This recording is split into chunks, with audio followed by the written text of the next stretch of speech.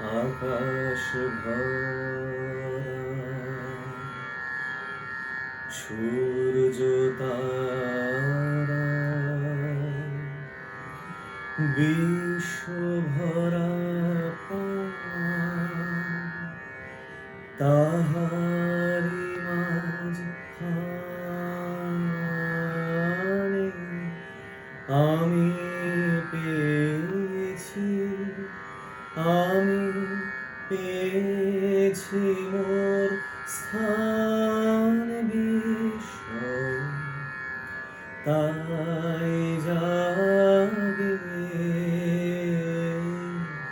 জাগে আমার গান আকাশ অসীম কালে যে হিল্লোলে জোয়ার ভাটায় ভুবন্দোলে নাড়িতে মোর রক্তধারা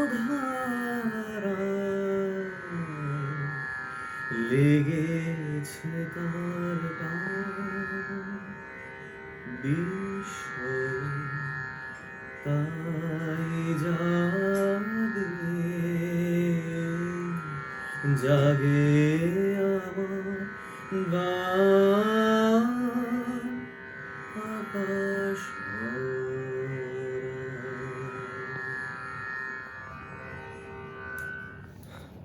শুভ নববর্ষ।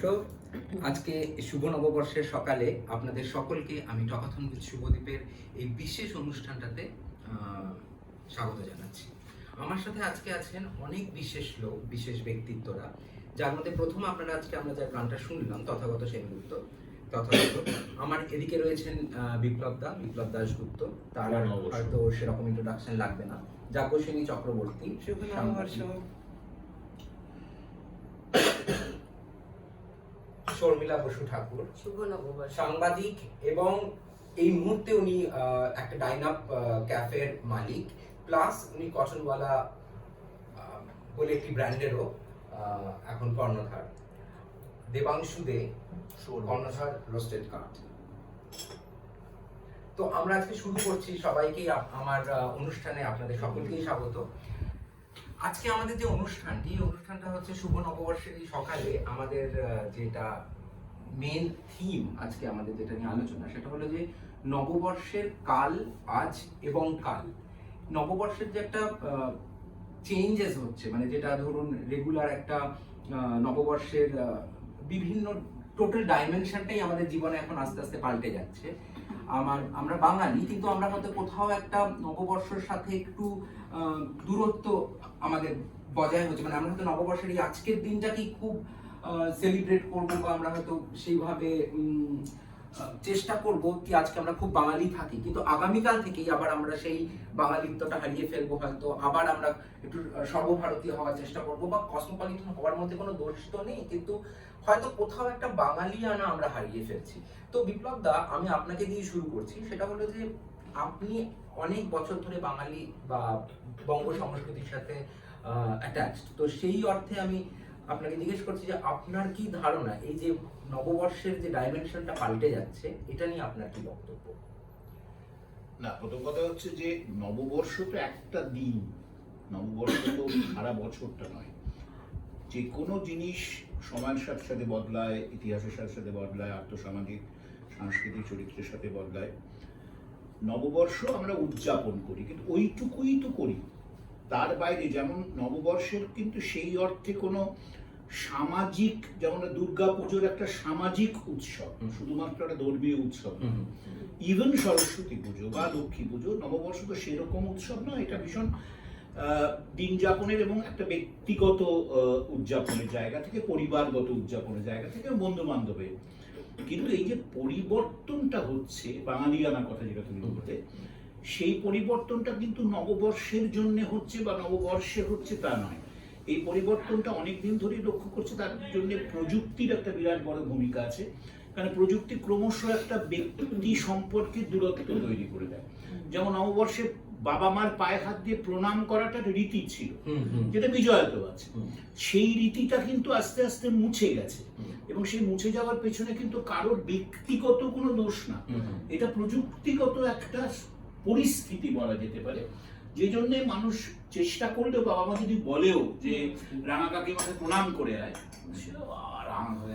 প্রণাম করতে হবে, এই একটা ব্যাপার এসে যায়। সুতরাং এইটা কিন্তু পুরো যে পরিবর্তনটা তো কখনোই কোনো ব্যক্তি একটা বিশেষে হয় না, কোনো ব্যক্তিগত উৎসবের জন্য হয় না, কোনো একটা নির্দিষ্ট কোনো উৎসবের জন্য হয় না, সেটা একটা সময়ের সাথে সাথে পরিবর্তন করতে থাকে, এবং সেটাই ইতিহাস, এবং চিরকাল সেটাই হয়েছে। তার মানে একটা বিচারের আসনে বসে বলা যে আগে নববর্ষ কত ভালো হতো, এখন নববর্ষ কত খারাপ হয়, সেটাও কিন্তু ঠিক নয় বলে আমার মনে হয়। এবং আমার সবসময় মনে হয় এই যে তুমি একটা উদ্যোগ নিয়েছো, এই উদ্যোগটাও তো একটা প্রশংসার জিনিস। আমরা তো চেষ্টা করছি অ্যাটলিস্ট এই উৎসবটাকে যতটা সম্ভব বাঁচিয়ে রাখা। বাঙালিয়ানা বাঁচিয়ে রাখার কতটা যৌক্তিকতা সেটা অন্য তর্ক। বাঙালিয়ানা যেমন মারাঠিদের কাছে মারাঠি নববর্ষ, গুজরাটিদের কাছে গুজরাটি নববর্ষ, কিন্তু আমাদের কাছে সবচেয়ে বড় আমার কন্ট্রাডিকশন মনে হয়, এদিকে আমরা ইউনিয়ন টেরিটরি বলছি, এদিকে বলছি বাঙালি, মারাঠি, গুজরাটি। তো কি করে আমরা ইউনিয়নটা হবো, সেখানে একটা গন্ডগোল কিন্তু থেকেই যাচ্ছে। আরেকটা ব্যাপার, কসমোপলিটন হওয়ার চেষ্টা এখন আর নেই, অ্যাকচুয়ালি উল্টোটা। কলকাতা 60 বা 70-এর দশকের যে কসমোপলিটন যা ছিল, সেই কসমোপলিটন কিছুই এখন আর নেই। তো এখন আর কলকাতাকে কসমোপলিটন, আমরা বাঙালি খুব কসমোপলিটন হওয়ার চেষ্টা করছে বলে নববর্ষ উদযাপন করছে না সেভাবে আগের মতো, সেটা বোধহয় ঠিক না। আমার না যাবশরী যেটা হলো সেটা হলো যে নববর্ষ উদযাপনের কথাটা নয়, নববর্ষটা আমরা উদযাপন করছি, সেই স্পেসিফিক দিনটাতে করছি, কিন্তু বাঙালি ক্যালেন্ডারটা আমাদের জীবন থেকে চলে যাচ্ছে।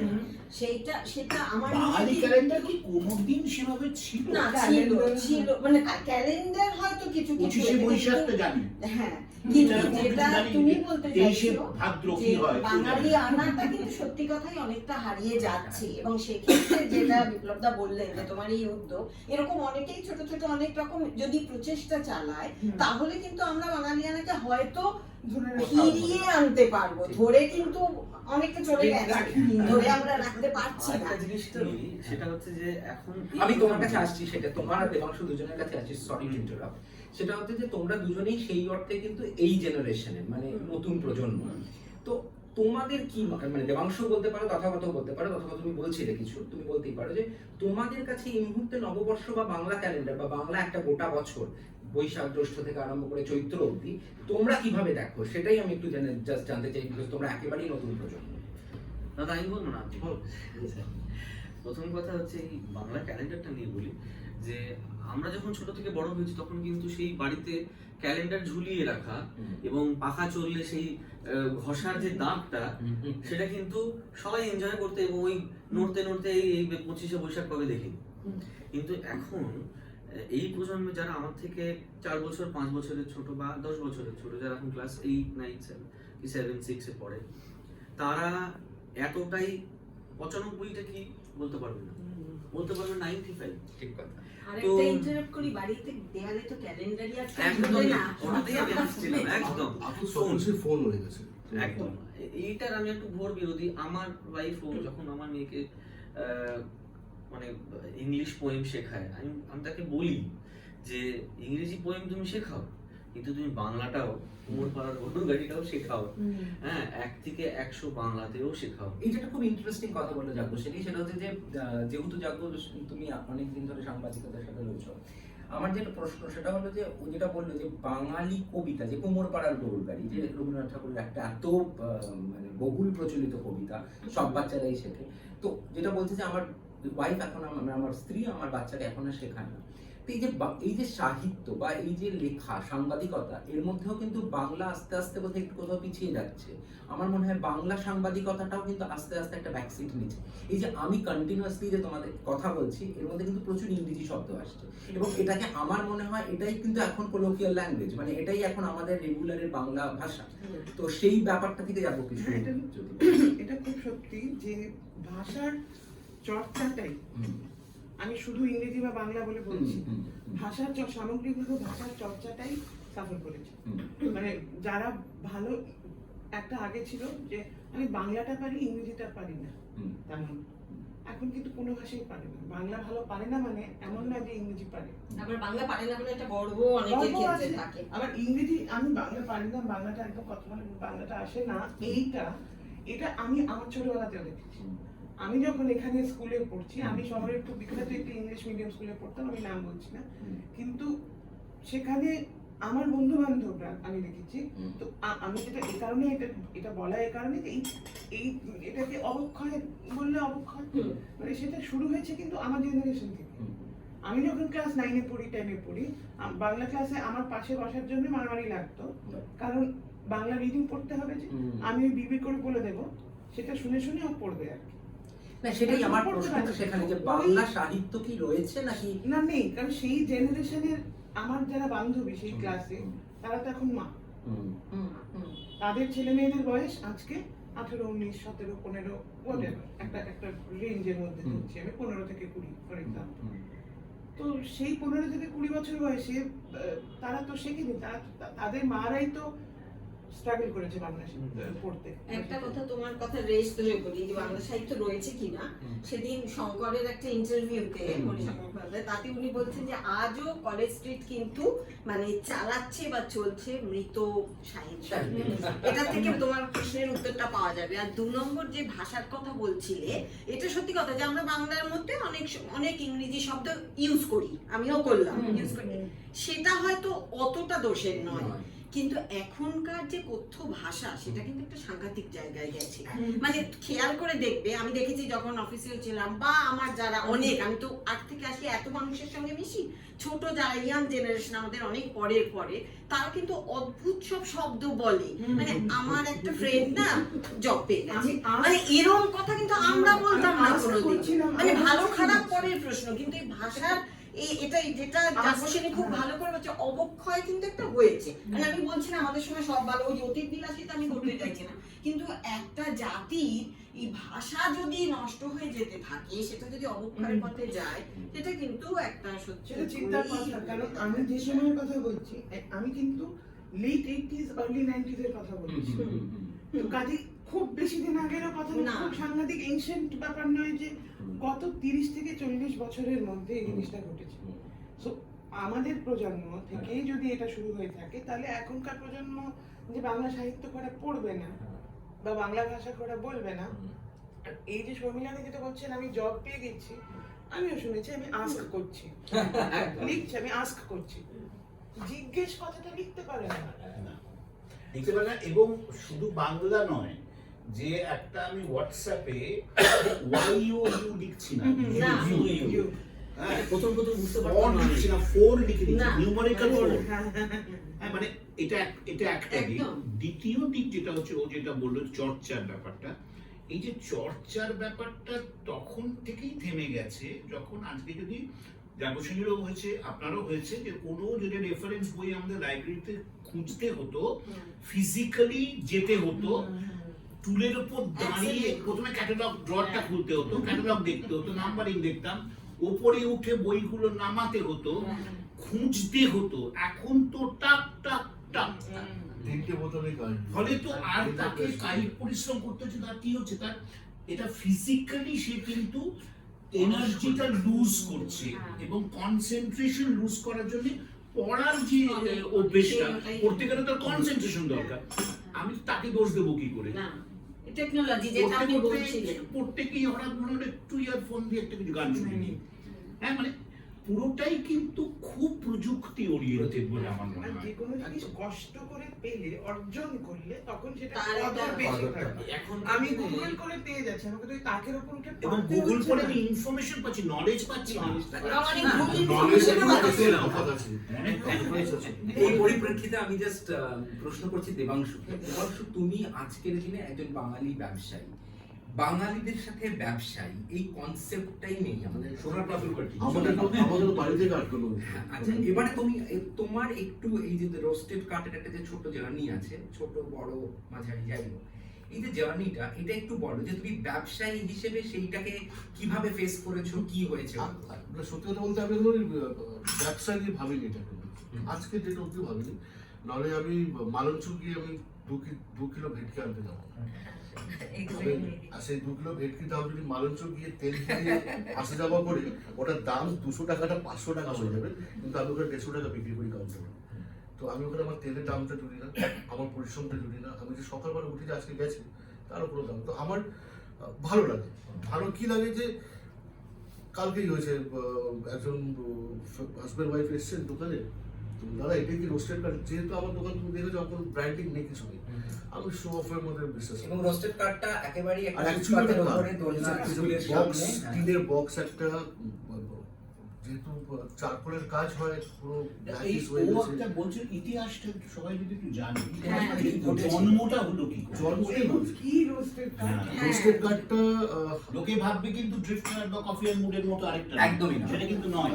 না, রোস্টেড কার্ডটা হচ্ছে বেসিক্যালি আমি চাকরি করতাম, আমি ইভেন্ট ম্যানেজমেন্টে ছিলাম, ঠিকঠাক জায়গায় ছিলাম, ভালো কাজ করছিলাম। তো একদিন হঠাৎ মনে হলো আমার যে কিছু একটা করবো বিকেলবেলাটা, একটা টাইমের পর বিকেলবেলাটা খুব সময় বিকেল 5টা নাগাদ খুব মনে হয় একটা।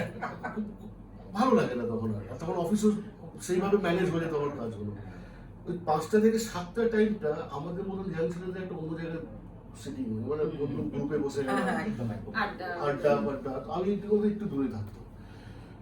তো ওয়াইফের সাথে আলোচনা করলাম যে কি করা যায়। তো আমার ইচ্ছে ছিল চা বানাবো, যেহেতু কলকাতায় বাঙালি মানে চা, আর চা মানে একটু আড্ডা। তো আমি জানি আমার চা করলে বন্ধুরা আমার এখানে আড্ডা মারবে, আমি তাহলে মোটামুটি ঠিক আছে আমার একটা জায়গা।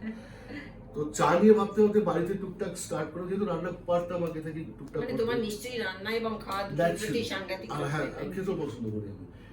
তো সেখান থেকে স্টার্ট হয় যে চা করবো। এবার চা করতে গিয়ে দেখি আমার একটু লাইফে চ্যালেঞ্জ নিতেও পছন্দ। তো মাই টার্গেট ওয়াজ যেগুলো আমরা বড় বাজারে চা খাই, বা একটু ব্র্যান্ডেড চা, একটু ভালো চা, সুন্দর এই কুলারের মধ্যে চাটা দেয় 20 টাকা 25 টাকা করে, সেই চাটাকে 5 টাকায় নামানো। সেটা করতে গিয়ে আমি অনেক কিছু ফেস করলাম। লোকাল পলিটিক্যাল এরা বলে যে না তুমি এখানে চায়ের দোকান করতে পারবে না। আমি, কেন? বলছে এখানে আশেপাশে 5টা চায়ের দোকান আজ থেকে 30 বছর ধরে আছে। ঠিক আছে, তুমি বলছো এরকম ব্যাপার, হবে না ভাই, অন্য কিছু ভাবো। অন্য কিছু ভাবলে অসুবিধা। তা আমার যেন মনে হলো যে আর হবে না, কিছু করতে পারবো না। আবার অফিসে যাচ্ছি আমার কোথায় মাথায় আবার টাক করে একটু পোকা কামড়ালো। এখন ইউটিউব চ্যানেল দেখছিলাম, তো ওখানে দেখছি দিল্লির ওই কিছু কাবাব স্টল ওরা ব্লগ করে। তার ওয়াইফকে আবার ব্যাক টু মাই ওয়াইফ, ওই ওয়াইফকে বললাম যে দেখুন এই ব্যাপার একটা কাবাব নিয়ে তাদের কাজ স্টার্ট করি। বলে কলকাতার বাঙালিরা কাবাব খাবে না গো, বিকেলে বেরিয়ে সবাই ফুচকা খায়, পাপড়ি চাট খায়, নয় মলে যাবে, মোমো খাবে, আমরা করি না। তো আমি তখন কলকাতার কাবাব সেন্টার কিন্তু একটু R&D করলাম। রাত্রির 1টার সময় আমি জাকারিয়ায় গেছি খেতে। ওই সময়টা কি ওদের ফিডব্যাক আছে, ফুড কিরকম আছে, ক্রাউড কিরকম আছে, কি চাইছে, টেস্ট আমি যাইনি, যেহেতু মশলা আমি নিজে বানাবো, আমি ওদের টেস্টে যাইনি। এই যে ভাইবস বলে না, যে ওয়েব লিঙ্ক যে ম্যাচ করে দোকানে কেন যাচ্ছে, বা দোকান থেকে লোকের সরে চলে যায় কেন সরে, তো ওই স্টাডিটা যেহেতু ইভেন্ট ম্যানেজমেন্টে ছিলাম তো কিছু রিড করতে পারতাম। তো ওখান থেকে স্টার্ট হয় রোস্টেড কার্ড, যে ওয়াইফের বলে ঠিক আছে কাবাবটা স্টার্ট করি। তো নামটা কি হবে, প্রথমে নামটা ভাবলাম কলকাতা কাবাব। তখন বললাম দেখো কলকাতার কাবাব না একটু অন্যরকম লাগছে ব্যাপারটা, ঠিক হয়তো লোক নাও আসতে পারে, লোকরা হঠাৎ করে ভাবে বাঙালি ছেলে বাঙালি কাবাব বানাবে, বাঙালি কাবাব পারবে না, ওরা ভাই জাকারিয়া বা অন্য জায়গায় যেত, বাঙালি কলকাতা কাবাব এইসব চলবে না। আমি কিন্তু অলওয়েজ এখনো ভাবি কাস্টমার পাবে। তো তখন নামটা আসলে রোস্টেড কার্ড, যেহেতু গাড়িটার মধ্যে জিনিসটা পোড়ানো হচ্ছে, পোড়া গাড়ি রোস্টেড কার্ড। এবার কি পোড়াচ্ছি, এনিথিং আই ক্যান রোস্ট। আমি আমাকে যা লাগে পড়ি, মানে ওইভাবে মানে কনফিডেন্ট আমি মোটামুটি এরকম হয়ে গেছে যে আমি 3.5 কিলো 1.5 কিলো 2 কিলো মাটন রানো চুলাতেও রোস্ট করছি, হাঁসও করেছি, টার্কি করেছি। তো আই ক্যান রোস্ট এনিথিং, আমার কাছে এনে হ্যাঁ, আমি পাইনঅ্যাপল রোস্টেড তো সব। তো ওখান থেকে রোস্টেড কার্ডটা স্টার্ট হলো। এবার আমার ইচ্ছে ছিল যে আমি ব্র্যান্ড ওইভাবে করবো না কিছু, বাট হ্যাঁ যে লোগো ক্রিয়েশনটা আমার একটুখানি অন্যরকম নিয়েছিলাম, যে ইন ফিউচার যদি এটাকে নিয়ে যদি কোনো কাজ করতে পারি তাহলে লোগোটা যদি স্ট্যান্ড করতে পারি একটা জায়গায়। তো আমার কার্ড ডিজাইন লোগো ওইভাবে করেছি, বাট দোকানে কোনো ব্র্যান্ডিংটা করিনি। 2 বছর হয়ে গেল দোকানটা ওখান থেকে স্টার্ট রোস্টেড কার্ড। আমি অফিস থেকে আসতাম, ওই ফর্মাল কাপড় পরে ওখান থেকে ভ্যানটা ঠেলে ঠেলে নিয়ে আসতাম, এগিয়ে এসে কয়লা বস্তা, একটা ছেলে ছিল, ও কয়লাটা ঢেলে দিত, আমি আবার আগুন ফাগুন লাগিয়ে ওটা রেডি করতাম, তারপর নিজে আমি পড়াতাম ওখান থেকে। তো ওইভাবে স্টার্ট। ওয়াইফের সাপোর্ট ছিল খুব। আমি এখনো বলি যে তুমি না থাকলে হতো না। আর আজকের ডেটেও যেটা আছে যে লোকেরা আসে ওখানে খেতে, শুধুমাত্র না আমি যেরকম দাম নয়, ওই ফুড কোয়ালিটি, মানে লোকে এটা যেন না বলে ফুটপাথ মানে ফুটপাথ মানে ফুটপাথ মানে একদিন যাবো দুদিন যাবো। তো আমি ওই জায়গাটায় কাটানোর চেষ্টা। আমার বাড়ি থেকে মা আটকেছিল, বাবা বাঙালি তুই ছেলে, বাড়ি আছে দোতলা, তুই কি কেন করছিস, তুই চাকরি তো করছিস, ভালো মাইনে তো পাচ্ছিস। এইটাই একটা খুব ইন্টারেস্টিং, মা, এই যে বাঙালিদের ব্যবসায় আমি বললাম, রাস্তায় দাঁড়িয়ে ব্যবসা করাটার মধ্যে কিন্তু রাস্তায় দাঁড়ানো কনসেপ্টটা রাস্তায় দাঁড়ানো কনসেপ্ট। মা বলছে তো দোকান কিনে দিচ্ছি, আমি সব পরের ব্যাপার, না দোকান আমি হবে যখন হবে আমি এখানেই করবো, আমার ভালো লাগে, এখনো ভালো লাগে।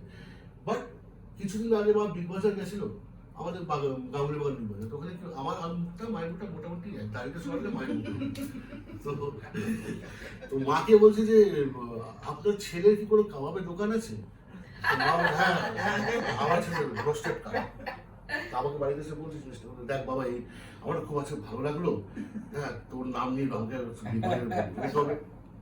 বললো। তো আমি এতদিন 15 বছর চাকরি করলাম, কেউ বললো তোমার ছেলে অমুক এজেন্সিতে ইভেন্ট ম্যানেজমেন্ট করছে, বা তোমার ছেলে ফিল্মফেয়ার অ্যাওয়ার্ডের সেটটা রেডি করেছে, না তোমার ছেলে প্রসেনজিৎ চ্যাটার্জিকে ম্যানেজ করেছে ইভেন্টে, না তোমার ছেলে শাহরুখ খানকে কলকাতায় নিয়ে এসে কাজ করেছে, না আর অরিজিৎ সিং এর ফার্স্ট শোটা তোমার ছেলে করেছে। তোমার ছেলে কেউ চেনা নেই, কিন্তু এই কাজটা তোমার ছেলে করে এসছে।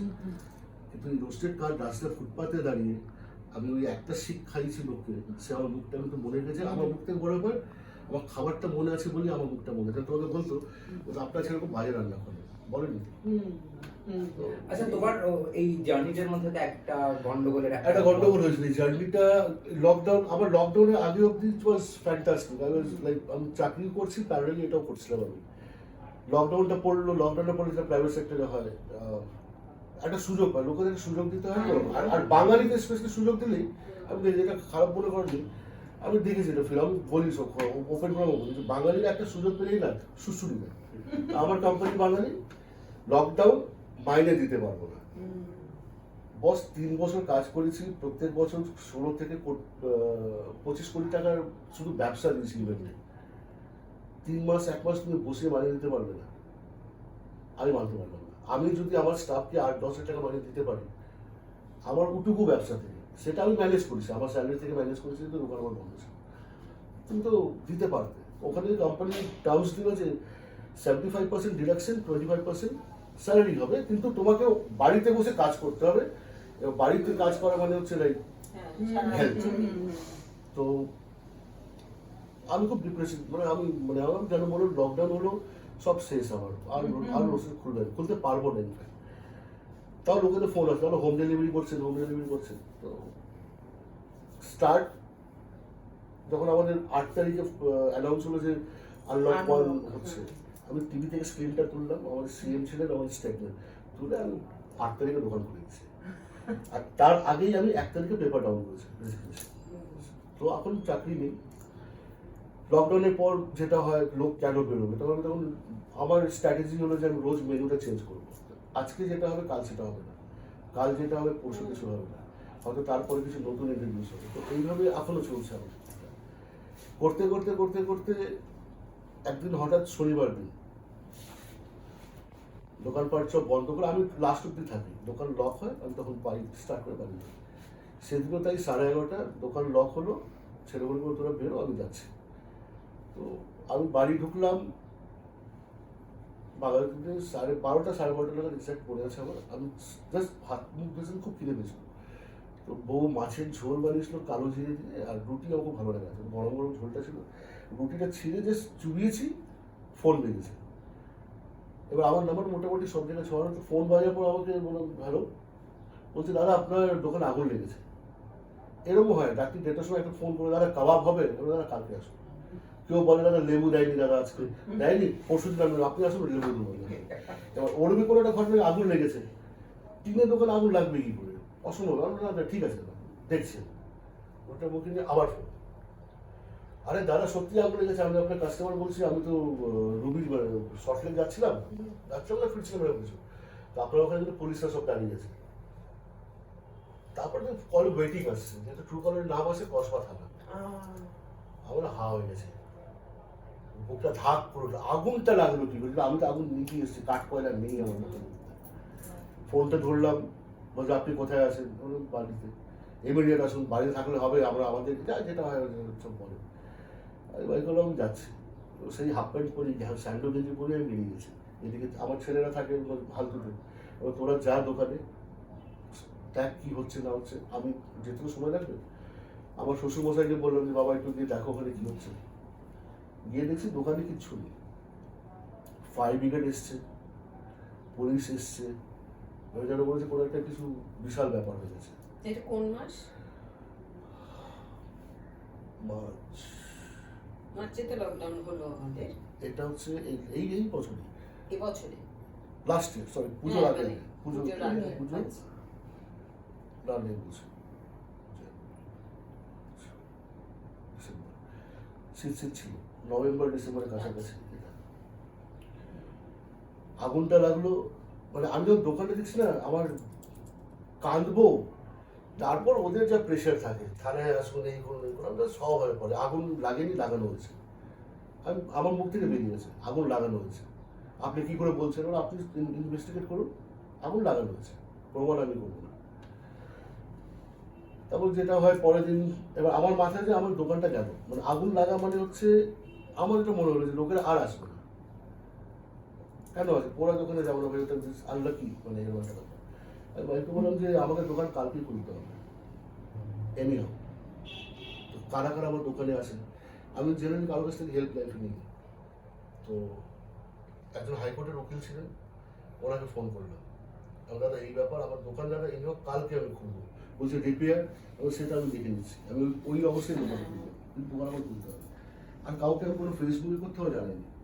ইন দ্য মিন টাইম কিছু ব্লগার আছে, সমিতা আছে, অন্য এরা হয়তো সেদিনকে যাচ্ছে ক্রস করছে, ওরা দেখে ফেলেছে দোকানে ওরকম অবস্থা, পুরো পুড়ে গেছে, ভেঙে দিয়েছে দোকানটা।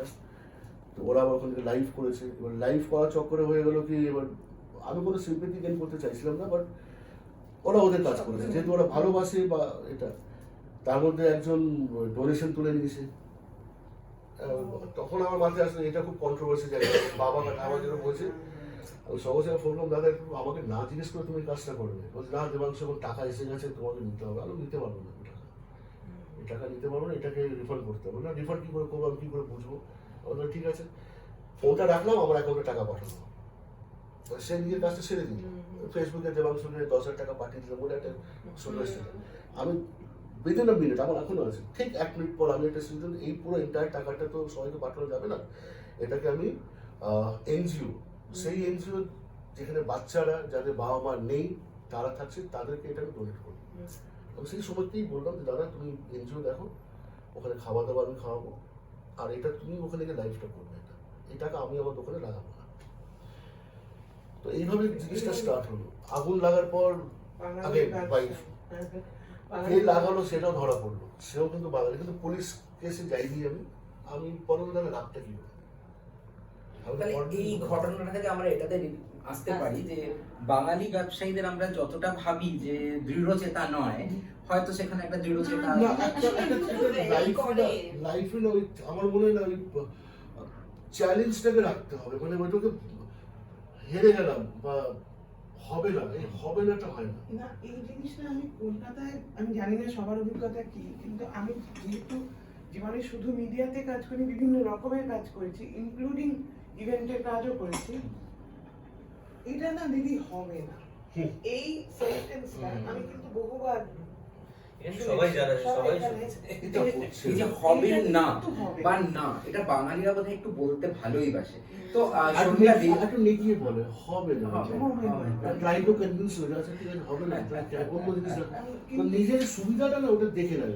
শর্মিলা দি, এই যে ব্যবসায়ী দেবাংশু ওর গল্পটা বললো, তো এবারে তোমার ব্যাপারে আসি। তুমি ছিলে একটা মহিলাদের একটা প্রথম সারির, কি বলবো, মানে একদম নাম্বার 1 ম্যাগাজিনের সম্পাদিকা। সেখান থেকে তুমি চলে এলে কটনওয়ালা, সেখান থেকে এখন আবার পপ আপ ডাইনিং। তো এই যে ক্রমবর্ধমান একটা মানে চেঞ্জ বা এই যে এটা কেন করছো, মানে এটা কি বাঙালির কোনো ব্যবসা সত্তা থেকে নাকি জাস্ট বাঙালিদের ভালো লাগা থেকে? বাঙালিদের কিন্তু একটা ভালো লাগা কনসেপ্ট আছে। হ্যাঁ, আচ্ছা, আসলে প্রথম করেছি অধ্যাপনা, মানে অধ্যাপনা সাংবাদিকতা আমার গোটা জীবনে ঠিক সমান সমান ভাগ, 15 বছর 15 বছর। কিন্তু কিছু কিছু জিনিসে ওর সাথে আমার খুব মিল পাচ্ছিলাম, কিন্তু যখন কাজ করি, কাজের নেশায় করি, তখন হয়তো অতটা সব জিনিসটা যেরকমভাবে প্রশ্নটা তুমি করছো সেইভাবে হয়তো ভেবে করি না। কিন্তু আমি বলতে পারি আমার এই জার্নিটায় যে এইগুলো আমার সব পোস্ট রিটায়ারমেন্ট প্ল্যানিং মানুষ করে না, নানা রকম ফিক্সড ডিপোজিট হ্যাঁ না, আমার ছিল তুমি কাজটাই বিনানি মাথায় তুমি বলছো ওটা না হলে মারা যাবে, ওটা আমার চাই যতদিন আমি সচল থাকবো। তা সেই জন্য আমি চাকরিতে থাকাকালীনই, এবং আমি জানি যে আমি মানে আর এক্সটেনশন না, শেষ মানে আমার মতে 50 বছরই রিটায়ারমেন্ট হওয়া উচিত চাকরি, তারপরে শুরু করো নিজের জীবন নিজের মতন করে। 50 বছরে যা করার গুছিয়ে নাও যতটা পারবে, তবে যা পেরেছো তার উপর ভিত্তি করে করো না, তারপরে রেস্ট উইল ফলো, এইটাই আমি বিশ্বাস করি। এবং ওর মতন আমিও ভীষণ চ্যালেঞ্জ নিতে ভালোবাসি। তো সেই জন্য আর যেহেতু আমি খেতে খাওয়াতে রাঁধতে খুব ভালোবাসি, এটা মানে পারিবারিক সূত্রে এবং নিজের ব্যক্তিগততে খুব ভালো লাগা একটা ব্যাপার আমার আছে। এবং তখন ভাবলাম, এবং জামা কাপড় সাজগোজি লাইফস্টাইলেই কাজ করেছি, এবং লাইফস্টাইলের প্রতি আমার একটা ভীষণ রকমের ভালো লাগা আছে। তো তখন ভাবলাম যা ভালোবাসি রিটায়ারমেন্টের পর শুধু সেটুকু করব, নিজের পেসে করব, মাথার উপরে কেউ থাক, no boss, I am the boss. এই আনন্দ তো আর নেই জীবনে কোথাও, তো সেই জন্য শুরু করেছিলাম। তো এবং সেখানে বাঙালিয়ানার প্রসঙ্গে একটা বলি যে শাড়ির মতো পোশাক হয় না, শাড়ি ভীষণ একটা সুন্দর এবং সব থেকে ভালো আমাদের পোশাক। কিন্তু দেখতাম ইয়াং জেনারেশন মনে করো আমার শাড়ি, সানন্দার জন্মদিন হয়তো, বা যে আমি জানি না নামটা বললাম, যেখানে কাজ করতাম, যে সেখানে আমার সানন্দা এটা বলতে মিলে গেছে, তাই জন্য ওটা এসে যায় আমার সত্তার সাথে। তো তখন হয়তো তাদের বললাম এই আজকে সবাই শাড়ি তাহলে আপনাকে পরিয়ে দিতে হবে, নিয়ে আসবো ব্যাগে করে। এখন তখন আমি ভাবতাম যে পড়তে হয়তো বলবো, কিন্তু এটা তাদের কাছে একটা ঝামেলা। তো সেইটা আমি চেয়েছিলাম যে তাহলে এমন শাড়ি, এবং আমাদের এখানে গরমের দেশ, সেই জন্য যাতে কটন ভালোবাসে, হ্যান্ডলুম, খাদি, এগুলোকে ভালোবাসতে হবে। এবং আমি বিশ্বাস করি যে কোনো ভালো জিনিস মানে কষ্ট করে অভ্যেস করতে হয়। তোমাকে যদি আজকে বলি যে তুমি হংসধ্বনি রাগ শোনো গিয়ে এসে থাকে, কেউ শুনবে না, কিন্তু সেখানে তোমার যে টুম্পা শোনা সবাই শুনবে, তার জন্য কষ্ট করতে হবে না। আমি কোনোটা ইগনোর করি, সবগুলোরই কিন্তু দাম আছে, কিন্তু ভালো জিনিস যে কোনো, সে খাওয়া দাওয়া, সাজ পোশাক, রান্না, সিনেমা, সবেতে সেটা দরকার লাগে। তা সেই জন্য আমি ভাবলাম ঠিক আছে, শুধু একটা যে জামা কাপড় বিক্রি তা না, অনেক মানুষ আছে আজও, আমি খুব ছোট, আমার এইটুকু ছোট্ট একটা ব্যবসা, কিন্তু যারা আসে আমার এই কাউন্সেলিংটা বড় কথা, কিন্তু এটা বোঝানোর জন্য বলছি, ওটা খুব ভালো লাগে। আমি না বুঝতে পারছি না এটা কি আমাকে মানাচ্ছে, কিন্তু তোমার যারা ক্লায়েন্টস, যাদের আমি ফেসবুকে দেখি বা তোমার পেজে দেখি, তারা তো মোটামুটি বা এদার স্টাইল আইকন, নয় ফিল্ম স্টার, নয় এই তোমার ক্রেতা, এমনি সাধারণ মানুষও অনেক আছে, সাধারণের জন্য কি তোমার একদম, এবং আমার পকেট ফ্রেন্ডলিও বটে সেরকম সেদিক থেকেও। এবং আমি তো খুব মানে রেগুলার সাধারণ যেগুলো ডিজাইনার। এইখানে একটা জিনিস আমার আছে একটু জাস্ট বলা, শর্মিলাদি, বাঙালিরা আবার যখন ব্যবসা করে, ধরুন সাজ পোশাকের ব্যবসাটাই এখন আমি দেখছি খুব ট্রেন্ড একটা, সেই ক্ষেত্রে একটা এমন এক্সরবিটেন্ট প্রাইসের মধ্যে দেয় যে ভাবে, এটা একটা ধারণা আছে যে আমি বাঙালি কিন্তু আমি একটা যদি খুব চড়াও দামে বেচি, তাহলে কিন্তু লোকে ভাববে যে এটা একটা কাট পাচ্ছি। এখানে তোমাকে না থামিয়ে পাচ্ছি না, এত কথা বলার আছে। সেটা এক নম্বর হচ্ছে যে আমি সব্যসাচী, তরুণ থাইলিয়ানি এসব নই, হতে চাইও না, হবও না। ওই জন্য আমার এই ব্র্যান্ড ফ্যাসিনেশন আমার নিজের নেইও, ব্যবহারের জন্যও আমার মনে হয় আমার ব্র্যান্ড দরকার। আমার যেটা ভালো, আমার পছন্দের, আমার সিলেবাসের মধ্যে যদি পড়ে, ইউজার ফ্রেন্ডলি হয়, আমার কাজ মেটে যা দিয়ে, সেটা হলেই আমার হবে। সেখানে জায়গা অনুযায়ী আমি ব্যবহার করবো, এইটুকু। সেই জন্য আমার যা জিনিস, আর আমি আমার কনভিকশনের জায়গা থেকে তো কাজগুলো করি, যে না আমি যা নিজে ভালোবাসি, আমি যা নিজে করি, সেগুলোই আমার ব্যবসাতেও লাগাই। এই জন্য এইসব জামা কাপড়, ওইটা আমার করতে খুব ভালো লাগে। এই শাড়ির সাথে না কি পরবো বলুন, আমি বুঝতে পারছি ভুল ব্লাউজ পরেছে। এখন অনেকের থাকে যে সেটা দোষের না, কিন্তু সমাজে সব কিন্তু ধরিয়ে দিলে সে বুঝতে পারবে। সেটা হয়তো একজন যে কোনো শাড়ির দোকানের লোক, সে সেটা করে না, সে জানে না তা বলছি না, সেটা তো করে না। আমার ওইগুলো, বা আপনি অনেক, আমার কত এলডারলি মহিলা যে আজকাল কাফতান পরে, ড্রেসেস পরে, শাড়ির পাশাপাশি তাদের ইচ্ছে মনে বাসনাটা রয়েছে বেড়াতে গেলে একটু করবো, বাড়ি থেকে বেরিয়ে গিয়ে, তো তাদের একটু ওইটুকুর যে আনন্দ ওটা দিতে পারলে খুব ভালো লাগে। এটা 1 নম্বর। আরেকটা কথা বলে দিই, একাই সব কথা বলে দিচ্ছি, সেটা হচ্ছে এই যে বাঙালিয়ানা, তুমি খাবারের কথা যে বলছো, তুমি একটা যে কোনো বিয়ে বাড়িতে যাও, স্যালাড বার, বেবি না, কুলচা, তার পাশেই দেখবে চিংড়ি মাছের মালাই, কোনো তার সাথে কোনো তুমি কোনো মারাঠি অন্য যে কোনো জাতের তুমি দেখো, তারা কেউ কখনো কোনো অন্য খাবার নেয়, তাদের খাবার নেয়, আমাদের বাঙালির কিছু তো নেয় না। সে সঙ্গীত বলো, মেহেন্দি বলো, সব আমরা নিয়ে, তুমি আনন্দ করার জন্য নাও সেটা আলাদা কথা, কিন্তু তুমি আমাদের বাঙালিয়ানাকে আমাদের প্রতিটা জীবনের ইনফ্যাক্ট এখন বোধহয় গায়ে হলুদ বলাটার মধ্যে একটা অপমান আছে বিপ্লবদা, মানে এখন সবাই দেখি বলে মেহেন্দি, মানে এখন বলে না। ওয়ান সেকেন্ড, আমি এটা বলছি, এটা কিন্তু একটা 30-40 বছর ব্যাপী যে এইটাই আমার কলেজে, আমার সঙ্গে কলেজে একটি মেয়ে পড়তো, সে বোধহয় আমাদের মধ্যে সবচেয়ে প্রথম, তারই বিয়ে হয়েছিল সবচেয়ে কম বয়স, কলেজ থেকে। ওর বিয়েতে প্রথম আমি সঙ্গীত ব্যাপারটা দেখলাম, কোনো বাঙালি বিয়েতে সঙ্গীত আমি প্রথম দেখলাম। তখন হয়তো কালে ভাবছে, এখন কিন্তু এটা প্রায় নিয়ম হয়ে গেছে। এই পরিপ্রেক্ষিতে একটা কথা বলে দিই এই প্রসঙ্গে। গান করে, আমি আমার বাড়িতে সন্ধ্যেবেলা রোজ টিভি চলে, সিরিয়াল চলে, আমি এত হিন্দি গান শুনি, বাংলা আমি বুঝতে পারি না কি হচ্ছে। ওটা মিউট করা থাকলে তো বুঝতেই পারে না যে ওটা বাংলা না হিন্দি, সাজ গোজ পোশাক সব। আমি বাংলা, হ্যাঁ সেটা ব্যাকড্রপে প্রচলিত হিন্দি গান শুনি। আমরা হিন্দি গানগুলো কিন্তু ওরা যেহেতু একটা Copyright-এর কপিরাইটের ব্যাপার আছে, নেওয়া থাকে, তো টুক করে চালিয়ে দেয়। আমি তো বহু সিরিয়ালে গিয়েছি যে মানে একমাত্র পুরো গান। তুমি কোন সিরিয়ালে গিয়েছো যদি বলো? আমি রাজ্যটকের টাইটেল গেয়েছি, তুমি রবি নীরবের টাইটেল গেয়েছি, বধূ বরণের টাইটেল গেয়েছি, এছাড়া হিন্দি 2-3টে মেগা সিরিয়ালের টাইটেল গেয়েছি। তো এটা তো খুব দুঃখজনক বিপ্লবদা, আপনি তো কিছু হলেও এই ইন্ডাস্ট্রিতে এখন আবার ফিরে এসেছেন। আমি ওই মেহেন্দি টপিকে বলছি, আমার বউ ভীষণ মানে অ্যাডজাস্টিং, এবং ওর সাথে আমার সচরাচর ঝগড়া হয় না। আমাদের এখানে আজকের বক্তারা সবাই একদম বউয়ের প্রশংসায় পাগল। Good good good. না, এটা তো মানে সম্প্রচারিত হবে, কেন বলছি সেটা পরে বলবো। এখন বলবো না। প্লিজ এটা পাস করো না। হ্যাঁ, এইবারে আমার যখন মেয়ে সম্প্রচারিত হলো, হবে বলে আমি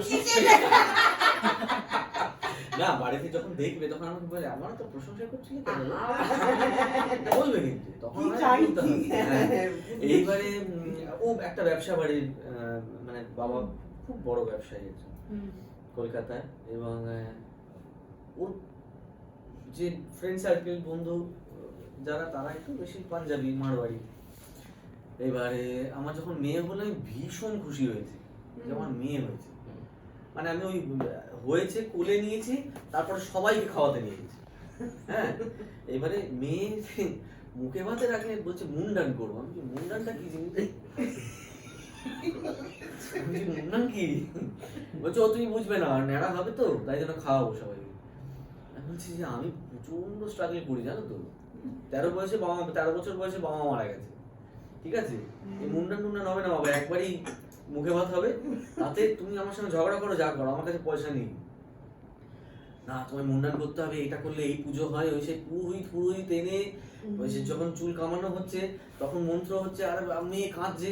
আমি বুঝলাম ব্যাপারটা, কিন্তু কোথাও যেন এই বন্ধু যে সার্কেলটা রয়েছে আমার যেরকম প্রচুর বাঙালি বন্ধু, মানে আপনারা সবাই জানেন থাঙ্কুমণি কুট্টি বিখ্যাত যিনি, তার যে নাতি, একমাত্র নাতি আমার ছোটবেলার বন্ধু, সে কিন্তু পুরো বাঙালি। ওদের তো সবাই পুরো বাঙালি। আজকে কিন্তু মানে এই যে মেনুটাও হলো, আমার শালার বিয়ে হচ্ছে ডিসেম্বরে, আমি ঠিক করেছি পুরো বাঙালি মেনু, মানে ভাত, এঁচড়ের চিংড়ি, ডাল, গন্ধরাজ লেবু, এটা করো, লোকে দারুণ খাবে। এবং রোববার আছে বিপ্লবদা, আমি তথাগত কথা ধরি একটু আসছি, আর আমাদের মোটামুটি সময়ও হয়ে আসছে। সেটা হলো যে বিপ্লবদা, যে বাংলা সিরিয়াল এটা একটা সাংঘাতিক ব্যাপার। দেখুন, বাংলা সিরিয়াল আপনি অ্যাভয়েড করতে পারেন না বাংলা নববর্ষে, তার আমি দেখি না, তাও আমার বাড়িতে চলে, এরকম নিশ্চয়ই অনেকেরই সবার হতে বাড়িতে, পারে। হ্যাঁ, সবার বাড়িতে চলে। হ্যাঁ। কিন্তু বাংলা সিরিয়াল নিয়ে আমরা যতই হাসি না কেন যাবো সেই না, হাসিটা তো হাসি কেন? না, কারণ হচ্ছে বাংলা সিরিয়াল একটা বিশাল একদম। industry। মানে হাসা কাদা যাই কত যে- মানুষের সংস্থান, একদম তাই। 100%। কিন্তু বিপ্লব দা কোয়ালিটি, আপনি যেহেতু অভিনয় জগতে আছেন এবং এই মুহূর্তে আপনি কয়েকটা বাংলা সিরিয়ালের সাথেও যুক্ত আছেন, তো আমি সেই জন্য আপনাকে বলছি যে এই কোয়ালিটিটা কি আমরা আরো কম্প্রোমাইজ করব? কারণ আমার তো মনে হয় না যে কিছু ঝাঁচকচকে ছবি তোলা মানেই একটা খুব দারুণ কোনো না, content। এটার একটা সহজ উপায়, মানে উত্তরটা খুব সহজ। হুম, কারণ হচ্ছে একটা সময় ছিল যখন প্রডিউসার একজনকে ডিরেক্টর হিসেবে ভাড়া করত, হুম, ডিরেক্টর ঠিক করতো স্ক্রিপ্টকে লিখবে, এবং তখন ডিরেক্টর স্ক্রিপ্ট রাইটার মিলে ঠিক করতো যে কে পাঠ করবে, হুম, কে আর ডিরেকশন দেবে। আজকে কিন্তু পুরো জিনিসটা চ্যানেলের হাতে চলে গেছে, যবে থেকে বিভিন্ন চ্যানেল, আগে তো দূরদর্শন ছাড়া ছিল না, আর তারপরে অনেক চ্যানেল এসেছে। এবারে এই যে দায়িত্বভারটা চলে গেছে কর্পোরেট অর্গানাইজেশনে, যদিও কর্পোরেটাইজেশনের অনেকগুলো অ্যাডভান্টেজ আছে, কারণ সেখানে অ্যাকাউন্টেবিলিটি থাকে। দিস ইজ ওয়ান ইন্ডাস্ট্রি এখানে কোনো অ্যাকাউন্টেবিলিটি নেই। কেউ না, আমি যদি আজকে খারাপ অভিনয় করি, আমার যা পার ডে সেটা আমি পাবো। ও যদি খারাপ স্ক্রিপ্ট লেখে, ও যা ফি সেটা পাবে। আর যে ইন্ডাস্ট্রিতে যে কোনো জিনিসে যদি অ্যাকাউন্টেবিলিটি না থাকে, তার কোয়ালিটি কোনোদিন ইমপ্রুভ করতে পারে না। যে সচিন তেন্ডুলকার সেঞ্চুরি করলেও 1.5 লাখ টাকা পাবে, আর একজন জিরো করলেও 1.5 লাখ টাকা পাবে। তো ফলে সেখানে কিন্তু গন্ডগোল হয়েছে, কিন্তু কম্পিটিশনটা তো সাংঘাতিক ওখানে। ফলে 140 কোটি লোকের মধ্যে হয়তো 30টা লোক চান্স পাচ্ছে। এখানে কিন্তু তা নয়, এখানে কিন্তু অভিনয় জানাটা খুব একটা ইম্পর্টেন্ট হয় না। কারণ আজকাল নতুন কথা শুনি, লুক টেস্ট সাংঘাতিক ভালো দেখতে, তবে দেখা তোতলা, হ্যাঁ পার্টি করতে পারে, কিন্তু লুক টেস্ট হয়ে গেল, সে সিলেক্টেড হয়ে গেল। লুক টেস্ট, তারপর লুক সেট, অভিনয় জানে কিনা সেটা নিয়ে কোনো অডিশন হয় না। তো আমার মনে হয় যে এই, কিন্তু সিরিয়াল নিয়ে কোনো কথা বলাটা এই জন্যই কোনো মানে কোনো জায়গায়, কারণ যেটা নিয়ে আমার মনে হচ্ছিল যে আমরা দুজনের সাথে কথা বললাম যারা দুজন উদ্যোগী। হ্যাঁ, হ্যাঁ। এই উদ্যোগটা কিন্তু খুব প্রয়োজন যদি বাংলা ভাষা, বাংলা সংস্কৃতিকে বাঁচিয়ে রাখতে হয়। উদ্যোগটা পরিবারের দিক থেকে আসবে, সমাজের বিভিন্ন প্রতিষ্ঠান, যেগুলো শিক্ষা প্রতিষ্ঠান, সেখান থেকে আসবে। আনফর্চুনেটলি যারা প্রশাসন, সেখান থেকে আসবে না, কারণ প্রশাসন একরকম ভাবে অপারেট করে, সেটা আমরা জানি। কারণ একটা সময় মহাত্মা গান্ধী, সুভাষ বোস, চিত্তরঞ্জন দাস, এনসি চাগলা, হীরেন মুখার্জি, এরা সব ছিলেন যারা নেতা ছিলেন, পার্লামেন্টারিয়ান ছিলেন, এবং আজকে তো আমরা দেখতেই পাচ্ছি যে কি সিচুয়েশন দাঁড়াচ্ছে। সুতরাং যে অবক্ষয়ের কথাটাও বলেছিল, যেটা অবক্ষয়ের অম্লরসে অসহায়ের মতো জারিত হয়ে শুকনো আতশবাজি মশলা হয়ে যাচ্ছি আমরা। তো সুতরাং সেইখানেই দাঁড়িয়ে উদ্যোগ, যেটা আমার কাছে বারবার যেটা মনে হচ্ছিল দুজনের কথা শুনে, যে দুজনে ব্যক্তিগত জায়গা থেকে উদ্যোগ নিয়েছেন, কিন্তু এই উদ্যোগ is the nucleus or the impetus for others to take উদ্যোগ, অ্যান্ড যা যা বাঁচিয়ে রাখতে হবে, সংস্কৃতি বাঁচাবো কি ভাষা বাঁচাবো কি সঙ্গীত বাঁচাবো কি খাওয়া দাওয়া বাঁচাবো না ব্যবসা বাঁচাবো, সেই উদ্যোগ নেওয়াটা খুব প্রয়োজন। সেই উদ্যোগটা কিন্তু ব্যক্তিগত স্তরে হবে। একদম, একদম, এবং ব্যক্তি একদম। স্তরে শুধু আমি এটা তো তোমাদের দুজনেরটাই আমরা শুনলাম, এই যে একটা বাহ্যিক বাইরের জগতে গিয়ে উদ্যোগ নেওয়া, একদম ফ্রম দ্য হোম, একেবারে, বাড়ি একদম। থেকে শুরু, এই কষ্ট করে ছেলে মেয়েকে একটু বাংলা পড়াতে হবে, ছেলে মেয়েকে একদম। বাংলা গান শোনাতে হবে। এই পরিপ্রেক্ষিতে ওই যা কোশ্চেন আমি তোমার কাছে আসছি পরিশ্রমটা সেটা হচ্ছে যে বাংলা সাহিত্য, তুমি তো জার্নালিস্ট, তো আমি সেই অর্থে বাংলা সাহিত্যের আমি তোমায় বলছি যে তুমি নিশ্চয়ই জানবে যে বাংলা সাহিত্য, যেটা আমরা একটু আগে আলোচনা করেছি, বাংলা সাহিত্য একটা সাংঘাতিকভাবে পিছিয়ে যাচ্ছে বা ব্যাকসিট নিচ্ছে। তো বাংলা সাহিত্যিকদের সাথে কি তোমার এই নিয়ে কোনো কথা বাংলা হয়েছে? সাহিত্য ব্যাকসিট কিন্তু নিচ্ছে না। নিচ্ছে, তার কারণ হলো আপনি যদি কি আজকে করে? বই কিনতে যান, আপনি কিন্তু দেখবেন যে বাংলা বই তো একটা হচ্ছে এই জেনারেশন পড়তে চাইছে না বা পড়ে না। আর না, এটা সঠিক বাংলা বলছি না। সাহিত্য পিছিয়ে যাচ্ছে না, বই বিক্রি কমে যাচ্ছে সব ভাষাতে। সব ভাষা, সেটা বই ইংলিশ তো বাংলা, সেটা সব print ভাষায় হয়ে হচ্ছে, আমরা আমরা পড়ে পড়ে সব পেয়ে তার জন্য যাচ্ছি। technology responsible। এখনো কলেজ স্ট্রিটের কথা যেটা কিন্তু বলছি, বাংলা উপন্যাস কি বিক্রি বাংলা হচ্ছে? উপন্যাস বিক্রি হচ্ছে শরদিন্দু, না না না না, আচ্ছা, কোনো না, specific হচ্ছে না। আচ্ছা। আশা বিভূতিভূষণ, গেট ইট, মানে এখনকার কোনো ঔপন্যাসিকের লেখা শরদিন্দু সরঞ্জিতের কিছু বিক্রি হয়। কম্পিট করতে পারে, কিন্তু সেখানেও কম্পিটিশনে মানে বেস্ট সেলার যদি কলেজ স্ট্রিটের ধরা হয় তাহলে 10 জনের মধ্যে দেখা যাবে 7 জনই ওই যেটা বলছিলাম যে ওই 7 জনই গত হয়েছে কত? এবং আজ থেকে অনেক বছর আগেই গত হয়েছে। আমরা কি বাঙালিরা একটু পুরনো জিনিসকে নিয়ে কোনো পুরনো ফিক্সেশন জিনিস না, তা কিন্তু নয়। সাহিত্য তা কিন্তু কিন্তু নয়। একেবারে আর্থসামাজিক সাংস্কৃতিক রাজনৈতিক পরিস্থিতির উপর লেখা হয়। If there is no big event there can't be big anything. এবং সাহিত্য ব্যাপারটা তো ঠিক খবরের কাগজ নয়। না, আজকে আমি যেটা লিখছি সেটার ইম্প্যাক্ট আজকে পড়বে না, এটাই কিন্তু স্বাভাবিক। শরণজিতের লেখা হয়তো আজ থেকে 30 বছর বাদে বেস্ট সেলার হবে। শরদিন্দুর জীবদ্দশায় বেস্ট সেলার হয়তো তিনি ছিলেন না, রবীন্দ্রনাথ ছিলেন না। রবীন্দ্রনাথ ছিলেন না। হুম। কাজেই শরদিন্দু আজকে বেস্ট সেলার, শরণজিৎ আজ থেকে 30 বছর বাদে বেস্ট সেলার।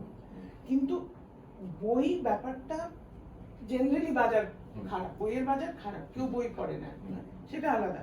কিন্তু বাংলা মানে আমার ছেলের আজকে প্রায় 20 বছর বয়স, তার সে যখন একদম ছোট, তার বয়স 3 বছর, আগে 3-4 বছর, আমি তাকে, সে নিজে তখনও বাংলা পড়তে পারে না অবশ্যই, আমি তাকে বাংলা পড়ে শোনাতাম।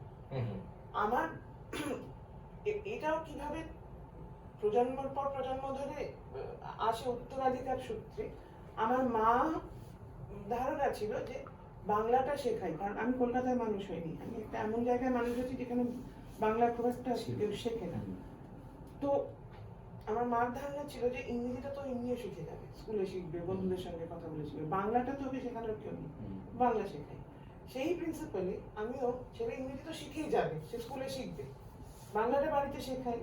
এটা পরিশ্রম সাপেক্ষ, তোমাকে সেই উদ্যোগটা নিতে হবে। ব্যক্তি স্তরে উদ্যোগের আমি একদম এটাই কারিগরি একদম, ইউনিট থেকে এটা শুরু খুব না দরকার। করলে এটা না হলে হ্যাঁ, এটাই এই একমাত্র প্রসঙ্গটা পথ। তুলে- বাড়িতে যদি প্রচেষ্টা না একদম। নেওয়া হয় তাহলে লাভের বাংলা বৃহত্তর কিছু সমাজে সুমিতা, ছড়াবে। আমি বহুবার আমেরিকা কানাডা শো করতে গেছি এবং একজন ওখানকার ইভেন্ট অর্গানাইজার, তার নাম হচ্ছে কাকুলি বিশ্বাস। কাকুলি দীনবন্দির ছেলে, ওখানে জন্ম, তার এখন 21 বছর বয়স। একটা যদি গল্প বলে, সে ওই ইংরেজি বাংলা মিশিয়ে নয়, পুরোটা বাংলায় বলে, এবং যখন ইংরেজি বলে তখন ইংরেজিটাও সেরকমই বলে। এটা বলে আমরা একদিন আলোচনা করেছি। এটা ভাষার চর্চা, চর্চা, চর্চা। একেবারেই না, ব্যক্তিগত এবং ব্যাপার। লেখার ক্ষেত্রেও মানে উনি খুবই একজন স্টলওয়ার্ড ব্যক্তিত্ব, গায়ত্রী চক্রবর্তী স্পিভাক। ওর দেখবে বাংলা এবং ইংরেজি, মানে বাংলা শব্দ চয়ন এবং কত কয়নি উনি ইংরেজির যে বাংলা করছে, মানে ওই রকম দখল, এরকম অনেক আছে, অরিন্দম চক্রবর্তী হয়, মানে সাংঘাতিক রকমের মানে ভাষার দখল। মানে সেই জন্য একটা শিখলে একটা করা যায় না তা না, কিন্তু ওনাদের হয়তো ঠিক আছে সেই মেধা এবং মনন সেটা অনেকটা বেশি, কিন্তু করা যায়, এইটা একটা। আমার দাদু 94 বছর বয়সে মারা যান 2015 সালে। এবং যেহেতু আমি বললাম যে আমার বাবা খুব মানে অল্প বয়সে, আমার তো I was only 13 years old, তখন আমি ক্লাস 9-এ পড়ি। এবারে সংসারে পুরো দায়িত্ব সামলে, সে একটা অনেক বড় গল্প, এখন বলতে চাইছি না। দাদু যখন আমার বাড়িতে আসতেন, আমাদের কাছেই থাকতেন, রাত্রি 2-2-2:30 আমি বাড়ি ফিরতাম, আমি দেখছি দরজাটা খুলেই দাদু বসে আছে ডাইনিং টেবিলে। দাদু, তুমি এখনো জেগে আছো কেন? তুমি পুরো পেমেন্টটা পেয়েছো তো? প্রথম কথাতে, তারপরে দ্বিতীয়বার বললাম যে হ্যাঁ, অনুষ্ঠান কেমন হলো, মানুষ কিরকম দেখলে, রিয়াকশন কি? খুব ভালো, আশীর্বাদ করেছেন। ঠিক আছে, খেয়ে নাও, কালকে কিন্তু ব্যাংকে টাকাটা ফেলে দিও। একটা কথা শুধু বলি, আমার না বলে পাচ্ছি না, তোমার আজকে আমাদের এই অনুষ্ঠানের যে নামটা তুমি বললে যে কাল, আজ এবং কাল, আমার কিন্তু এই নববর্ষ কালের কথা যদি বলি, তাহলে একটা ঘটনা মানে আজও জল করে। আগের সময় আমি যখন খুব ছোট, ধরো 5 বছর এরকম বয়স, আমাদের বাড়িতে একজন কাজ করতেন হরি দাদা। তা তখন সব দোকান থেকে গড়িয়াহাটে, তখন তো গড়িয়াহাটে মানে আমার মায়ের বন্ধু বলেছিলেন যে তোর হাত ধরে ধরেই তো ও বড় হয়ে গেল গড়িয়াহাট ঘুরে ঘুরে, মানে ওখানে একটা কেনাকাটা করা একটা ভীষণ ব্যাপার, আর আমরা গড়িয়াহাটের কাছাকাছি থাকি। তো ওই নববর্ষে মানে সব দোকানে হাল খাতার নেমন্তন্ন আসতো, কে যেত না আমার বাড়ি থেকে, মা বললেই কি আমি হরিদাদার হাত ধরে যেতাম, ক্যালেন্ডারটাকে দিয়ে দিতাম, কিন্তু ব্র্যান্ড নেমটা বলতে পারবো না, বার করা যাবে না বলে আজকে আর সেটা নেই। একটা কচিকলা কাটারের একটা বোতল পাওয়া যেত, তো ওটা দিতই ওই সময়। ওইটার যে কি লোক, চেয়ারে বসে, ওটা তো নিয়ে আসা যাবে না, কাঁচের বোতল, ঢকার ঘন্টার পর ওটা যেই খাওয়া হবে এবার বাড়ি চলে এই আজকের দিনে আরে, এটা যেটা আপনি বললেন না, এটা তো উন্মাদনার একটা ছিল। তো উন্মাদনাটা যেমন এই ক্ষেত্রেও ছিল, যে আমি যখন কলেজে পড়তাম সোম থেকে শুক্র 4:30-4:10 ক্লাস শেষ হয়ে যেত, চলে যেতাম কফি হাউসে, ওখানে আড্ডা বেঁধে মুক্ত অঙ্গন। সোম থেকে শুক্র, শনি রবি দেখতাম না, কারণ সৌগনিক করতো, খুব খারাপ করতো, বলে শনি রবি নাটক দেখতাম না, খুব খারাপ। মানে সোমবার দিন এটা এডিটেড হবে না থাকবে এটাই তো টিআরপি। ওরা না ওরা আন্টিগনে করতেন, ওদের ধারণা ছিল যে গ্রিসের লোকেরা বোধহয় সাহেবদের মতো ফর্সা এবং মুখটা সাদা আর বড় বড় কালো কালো পা করে মেকআপ করতো না। ভিজুয়ালি যে কি অসম্ভব দেখতে। আচ্ছা, আমরা এখন কিন্তু মোটামুটি শেষ। আমি বলে নিই যে সোম থেকে শুক্র সেখানে কি হতো, নান্দিকার, থিয়েটার ওয়ার্কশপ, চেতনা, গ্লাস থিয়েটার, নক্ষত্র, এই সমস্ত গ্রুপগুলো অভিনয় করতো। আপনি যেটা বললেন হালখাতা যাওয়ার উন্মাদনা, নাটক দেখার উন্মাদনা, বই মেলার উন্মাদনা, বই মেলার উন্মাদনাটা কিন্তু নেই। ডোভালেন কনফারেন্সের উন্মাদনা, উন্মাদনাগুলো কমে যাচ্ছে। তার জন্য কিন্তু আমি আজকে কিন্ডেল পাচ্ছি, আমার বই কেনা দরকারটা কি আছে, কিন্ডেলে বই পড়বো। আমি তো ওইটুকুই জেনে নেবো, আমার তো হ্যামলেট পড়ার দরকার নেই, হ্যামলেট সিনপসিসটা দেখে নিলাম। ওই অভ্যাসটা ওইটাই তো, ওই ছোট ওইটাই। বয়সে যদি করিয়ে দেওয়া যায়। আমি যখন তাও বোধহয় change হবে।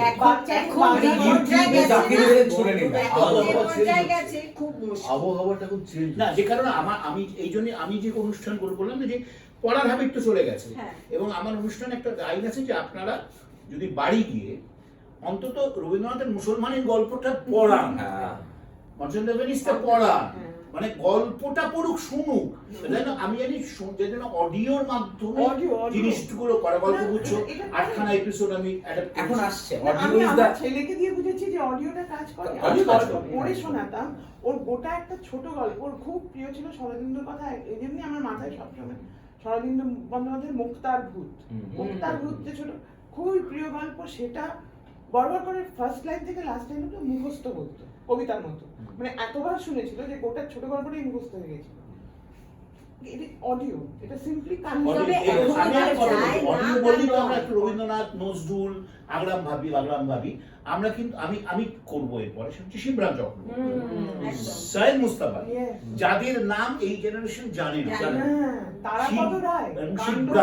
তারাপদ রায়, মানে এরকম প্রচুর আছে যেগুলো কিন্তু অডিও করলে লোকে শুনে আনন্দ পাবে।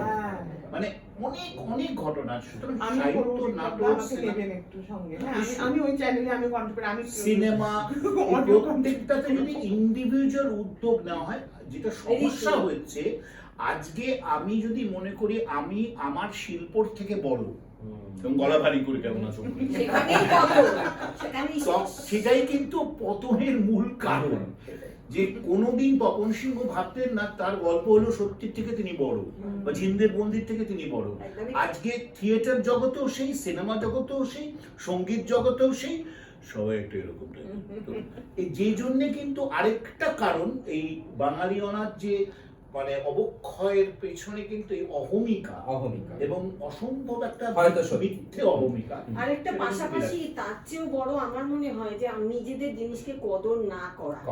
আমরা আমাদের নিজেরা বাঙালি বলতেও বোধহয় কোথাও একটা আজকাল আমরা না সেটা হয়তো করি না, কিন্তু সেটার জন্য যেটা ও বললো যে ও যেমন ওর ছেলেকে প্রত্যেকে সেই ইনিশিয়েটিভটা নিতে হবে। আমরা তো বিপ্লব নাম বলে আমি বিপ্লব ঘটাতে পারবো না, আমার বাড়িতে আমার মেয়েকে বলতে পারি, যেমন ওকে রাজশেখর বসু মহাভারতটা পড়িয়েছি, গল্পটা শোন। এবং এখন একটা অসামান্য বই নৃসিংহ প্রসাদ বাদুড়ি আছে যে প্রতিনায়ক, মহাভারতের প্রতিনায়ক, যে খলনায়ক নয় প্রতিনায়ক, এই কথাটার মধ্যে যে একটা মজা, এটা যদি আমি আমার মেয়েকে না বোঝাই, তার ওপাড়ার হরিদা তো বোঝাবে না। এই মেয়ের প্রসঙ্গে বলি, আমার বাড়িতে যেই আসে, আমার ছোটবেলা থেকে যেগুলো গান বাজনার ফ্যামিলি, আমি দেখতাম আমার বাড়িতে শ্রদ্ধেয় মান্না দে, শ্যামল মিত্র, বহু গুণী মানুষ এসেছিল আমার বাবা এবং ঠাকুরদার জন্য, এবং আমি দেখতাম বাবা প্রণাম করছে ঢোকার সঙ্গে সঙ্গে, চুলটা খোলার পরেই প্রণাম, এবং সেটা আমিও করি, ঠিক আছে। এবং অদ্ভুত ভাবে আমার মেয়ের এখন 4 বছর বয়স, 5 বছর হবে এবার, ও 3 বছর বয়স থেকে কিন্তু আস্তে আস্তে গিয়ে নকল টুক করে, হ্যাঁ। প্রথমে করতো না, আমি আমার ওয়াইফ হয়তো প্রণাম করলাম, করে উনি বসলেন, দেখেই তো শিখবে। টুক করে গিয়ে একটু পরে হ্যাঁ। আস্তে আস্তে গিয়ে প্রণাম করবে। তো এটা মনে হয় বাড়িতে চর্চাটা খুব রাখা উচিত। এবং এই দাদুর প্রসঙ্গটা যেটা একটুখানি আরেকটু বলবো, দাদুর সাথে অনেক কথা, খুব ক্লোজ ছিলাম, খুব অনেক কিছু শেয়ার করতাম।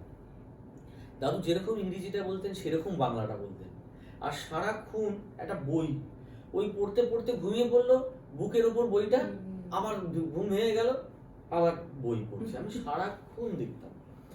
তো আমি জিজ্ঞেস করতে পারছি, তুমি তোমার কত বয়স দাদু? বলছে আমার ওই হবে 92 93 হবে, 92 93। বলছি তুমি নেতাজি সুভাষচন্দ্রকে দেখবে? হ্যাঁ, আমি অল ইন্ডিয়া রেডিওর সামনে দাঁড়িয়ে আছি, উনি ঘোড়ায় করে যাচ্ছেন, আমি দেখেছি। রবীন্দ্রনাথ ঠাকুরকে দেখেছেন, সে তখন অনেক ছোট, এরকম বলছে, এরকম বড় বড় আঙুল জানো বাবু, এরকম বড় বড় আঙুল, এরকম বড় দাড়ি।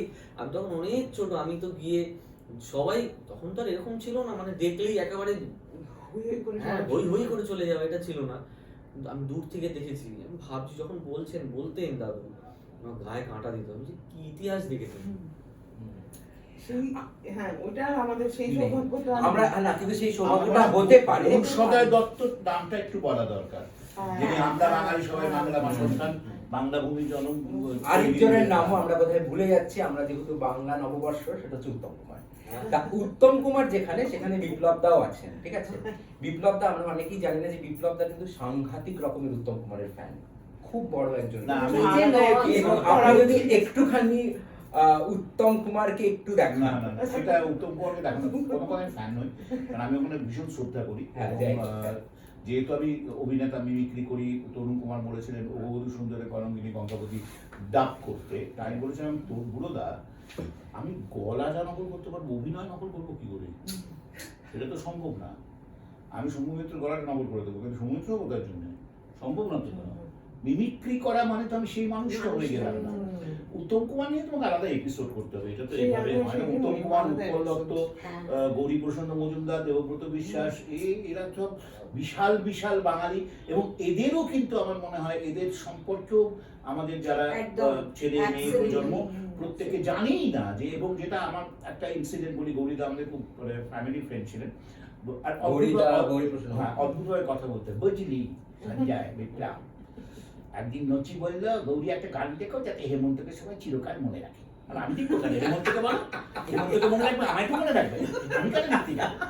বলছি না, তুমি লিখবে, তুমি গীতিকার বলে, তো আমাকে তো মনে রাখবে, আমি লিখতাম।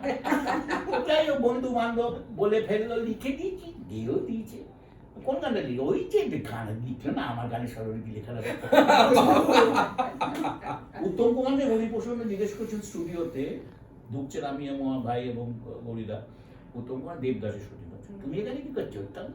স্টুডিওতে একটু উত্তম কুমার জিজ্ঞেস, স্টুডিও তুমি কি করছো? অত্যন্ত ভদ্রলোক, মানে আমার শুটিং আছে। কি শুটিং করছো? দেবদাস সচ্ছল দেয়।